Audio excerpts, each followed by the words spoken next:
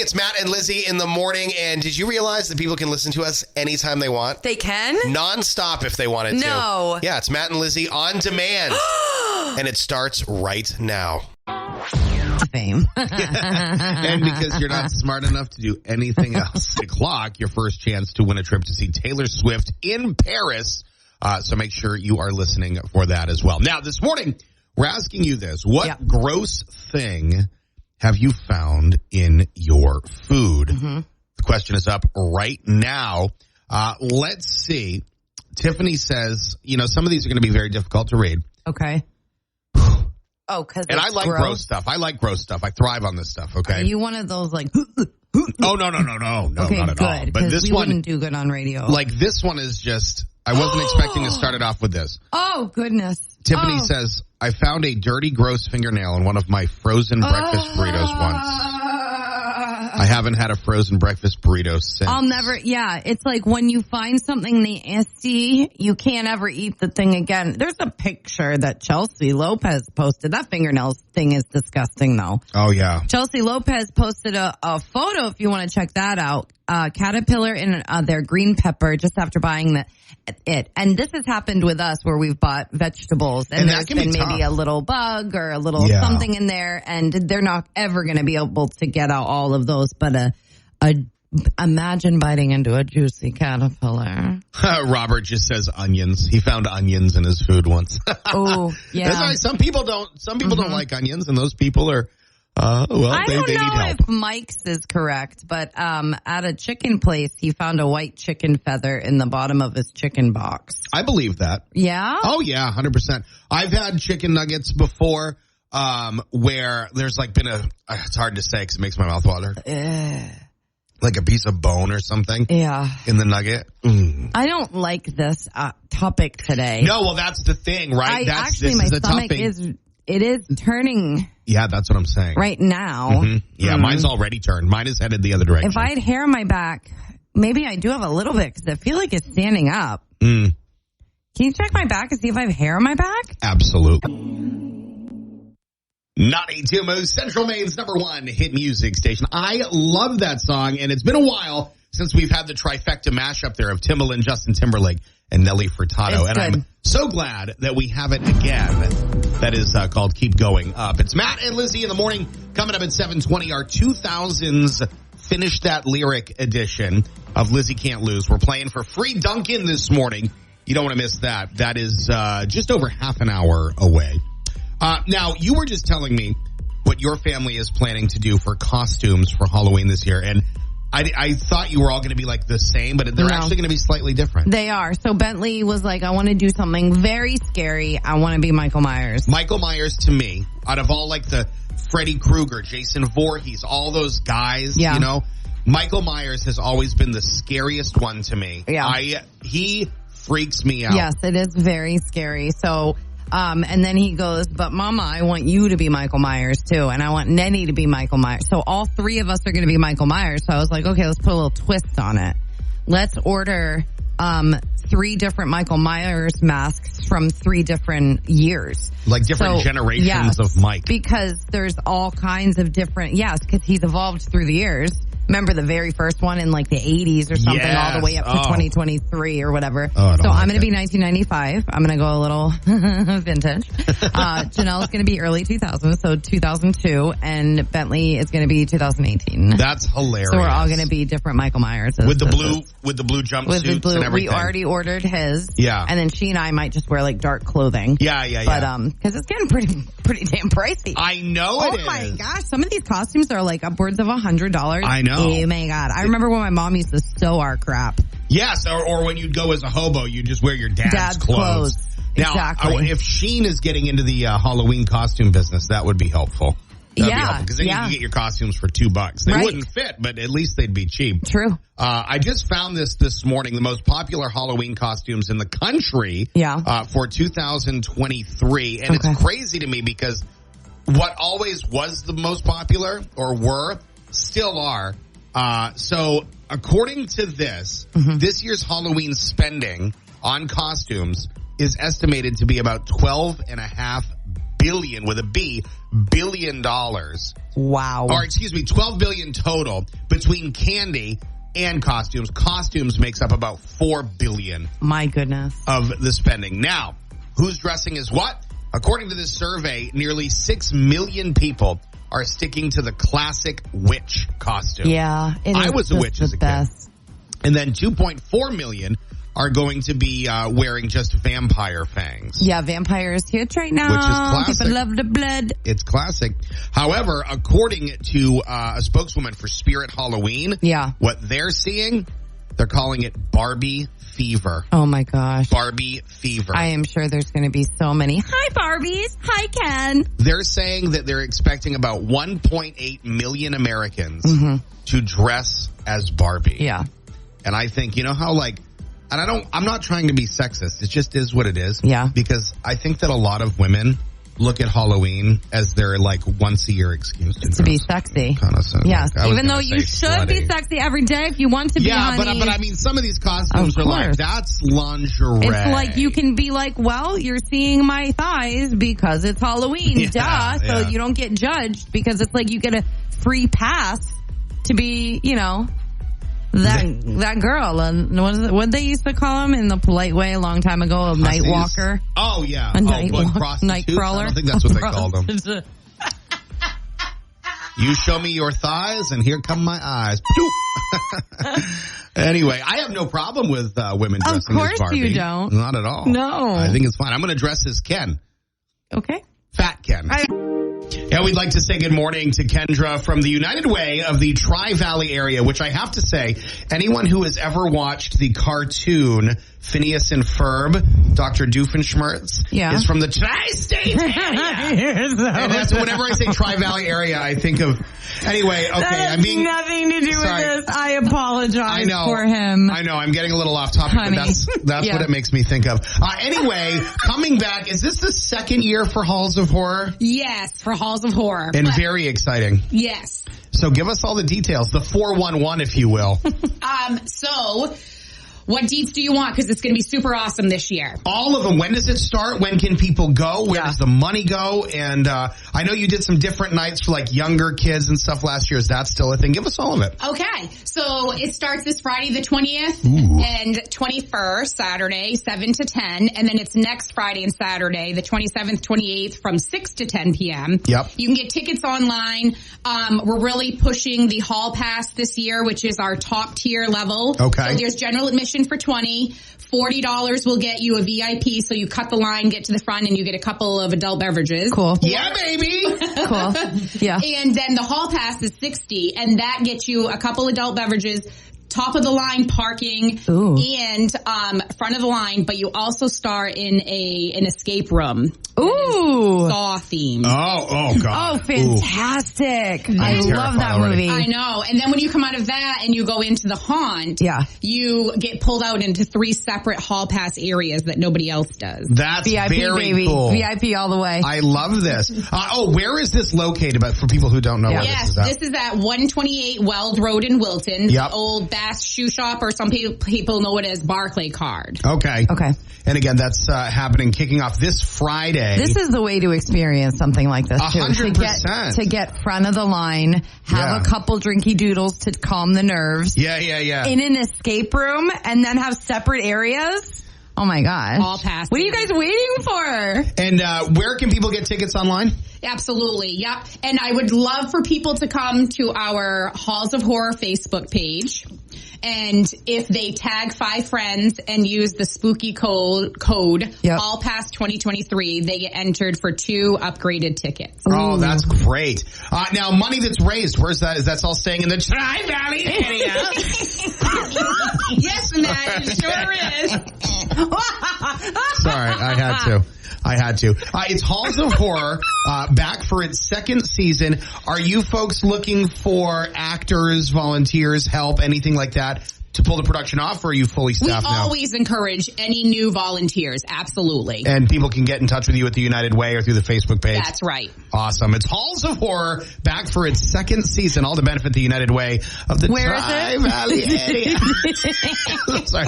Kendra, I apologize for all of this. Thank you. 92 Moose. Here's what's trending on Pop Crush Nights. Coming up tonight on Pop Crush Nights, a man got behind the wheel of a Power Wheel and then got a DUI. Yeah, our daily dose of dumb at 9:20. We're calling you out, buddy. Plus, I'm giving a little secret. Yeah, it has to do with the upcoming holiday, Halloween. Yeah, may or may not be my favorite time of year. Me and Lauren, we're getting into it.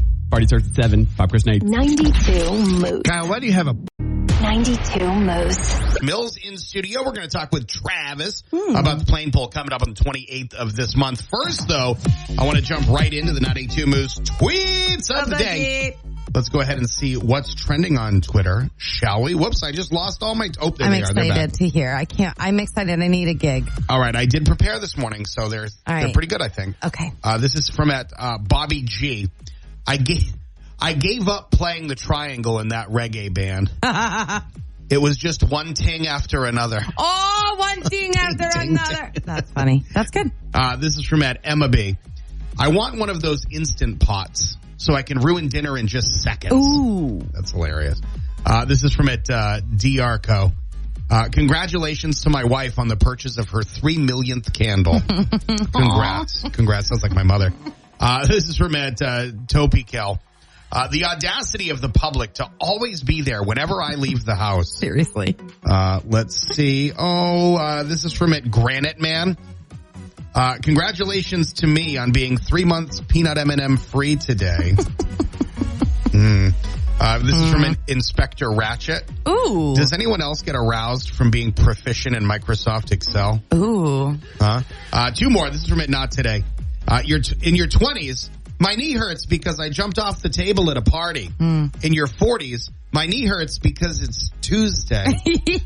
Okay. And this is your bonus week because Saw 10 is in theaters right now. This is from Rodla. A kid's version of the Saw movie, but they can only escape by eating a sandwich that still has the crust on.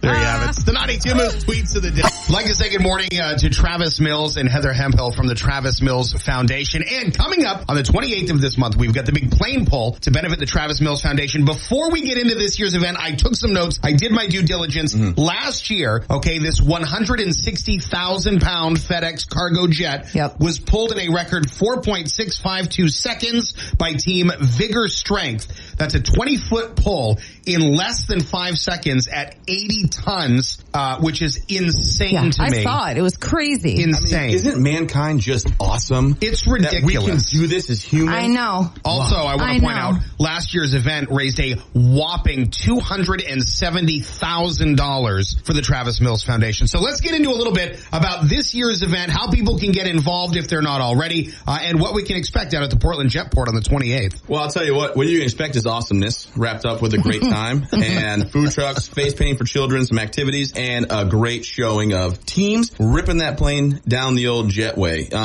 We can't thank Northeast Air enough for their help and Hammond Lumber as well as, FedEx donates that plane to us to use. So if your packages are late, don't be upset. You know what I'm saying?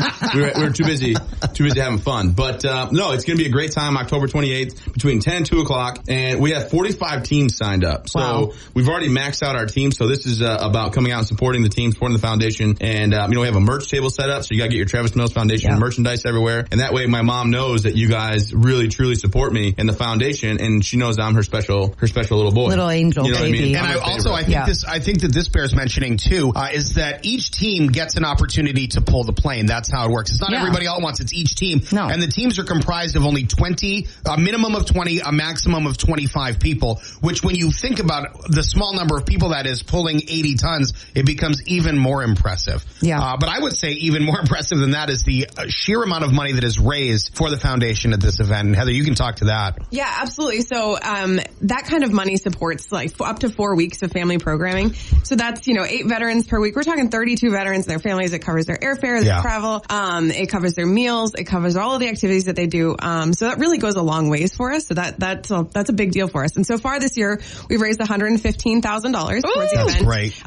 Each team has a minimum to be able to participate in the event. And so most of the teams haven't hit their minimum yet. So we're looking looking to be back in that $200,000 range, which is really exciting. You've got 9 days, folks. 9 days until the plane pull. So you want to get that fundraising turned up a notch. We've got a team. Well, we don't have a team, but down at Brady's Restaurant in Boothbay, they've got a team of lobstermen that are hoping to break last year's record. So go Team Brady. Last year when I was there, it was so fun because it's a whole day it's a party, and every team that's there dressed in, the same t-shirts, and everyone is excited. So the whole day is like positive love. I mean, that's what Travis Mills Foundation is all about anyway. 100%. Yeah, I mean, giving back and showing these families that come out, the recalibrated veterans that, never give up, never quit, keep pushing forward, and that no matter what struggles they face in life due to the service that they, or the injuries endured during service, we have their back. Whether it's post-traumatic stress, or physical injuries such as mine, we take care of them and let them know that, life goes on. Let's make the best out of it. Cool thing is the food trucks we have coming. We got like mainly burgers. We have the Red Barn. Then we have the crepe truck. You know what I'm saying? Those really, crepes? Yeah. I mean, those really thin pancakes. I love crepes. Yeah. So that's I can tell. That's a movie reference. That's sweet of you. That was Talladega Nights reference, Yeah, it was. Yeah, but, it was Shake and Bake, baby. I'm all jacked up on Mountain Dew. That's right. I threw Grandpa Chip's marshmallows off the bridge. But here's the thing. I've been sitting in my dirty pee pants all day. Oh my We're God. done. Exactly. We're done. Derailed. We're excited for everybody to come out. We can't thank everyone enough for their support. And, the foundation was an idea that my wife and I had sitting at a dining room table to do care packages. And then look what it's turned into now. Oh, yeah. Because people support, people care, and they give back. Yeah. And, we're just so excited to be able to have this event, which is neat. And what I did last year, if you don't think you're going to be the fastest team, that's okay. Because we get the slowest team award. And I like that. I like God, that. that's epic. Yeah, the drag award. So I was telling the teams, like, hey, look, we give a trophy for the slowest, so just try that. Nobody did that. Yeah. So the person that got it was actually trying for the fastest. But can you imagine if a team actually tried to be the slowest? Yeah. How epic. I would do that. It'd be like slow-mo. I would do that. You still get a trophy. You know what I'm saying? I love that. And That's then we awesome. encourage everybody to dress up patriotic, just like have a good time and That's like wonderful. mentioned, everybody's just in a good mood. I mean, it's a fun, unique event that we're grateful to have Northeast Air on our team to help us put on. Well, 92 Moose will be there. Yes, we will. Again, Portland Jetport coming up on the 28th to benefit the Travis Mills Foundation. An 80-ton cargo plane going to be pulled by several teams from across the state of Maine, all to benefit the Travis Mills Foundation. If you can't make it to the plane pull, that's okay. Plenty of other ways to give back. Travis, Heather, thank you so much for coming in this morning. Absolutely. I appreciate it. Once again, that was TravisMillsFoundation.org. TravisMillsFoundation.org. Good morning. Trending track from Miley, that's Used to Be Young. It's Matt and Lizzie in the morning. 8:48. We're 12 away from 9 o'clock. Just over an hour away from your next code. It'll happen just after 10. We want to send you and a friend in a hotel on a plane. Ooh. Spending cash and tickets to Taylor Swift in Paris. All right, we're setting you on that trip, courtesy of our friends at Affordable Manufactured Homes of Maine. Your next code, again, just after 10 o'clock. Asking you this morning. I'm not a fan of this topic of the day, guys. I just got to tell you. Oh, God, this is bad. What we're asking you this morning is, what gross thing have you found in your food? We have so many comments. Okay, so let's just get into it. Marissa Peterson says, my husband found a spider in his food. Personally, I found a long black hair inside of a sausage. Hair's never good, man. You could see through the casing. Okay, there's one. Here's another one. Oh, the hair was like wrapped up in the casing? Yeah, you could see it right underneath. Ow!